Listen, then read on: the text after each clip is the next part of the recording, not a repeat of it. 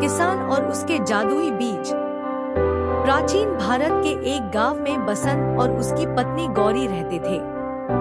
बसंत एक सरल हृदय का किसान था जिसके पास खेती की छोटी सी जमीन थी। उस जमीन पर वह अपनी दिन रात की मेहनत से अनाज उगाया करता था, परंतु हर बार किसी न किसी विपत्ति के कारण उसकी फसल नष्ट हो जाती थी। एक दिन जब वह नदी के किनारे विचारमग्न बैठा हुआ था, तभी एक संत उसके पास आया और उसकी परेशानियों को समझा।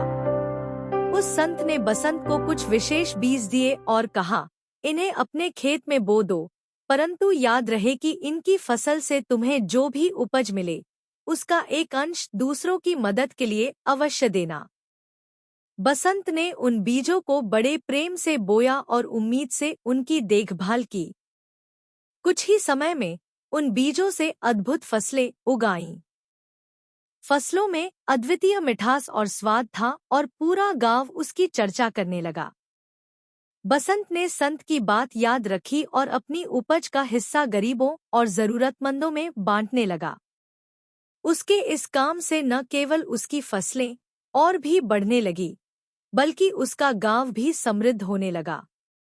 बसंत ने सीखा कि प्रकृति उसे जो देती है, उसका एक भाग वापस प्रकृति को देने में ही असली समृद्धि छुपी होती है। इस प्रकार बसंत की कहानी लोकधारा में बहने लगी और कहा जाने लगा कि जो भी दान की भावना से देता है, वही प्रकृति से अनंत गुना प्राप्त करता है। और यहीं से बसंत का जीवन एक नई लोक कथा में बदल गया।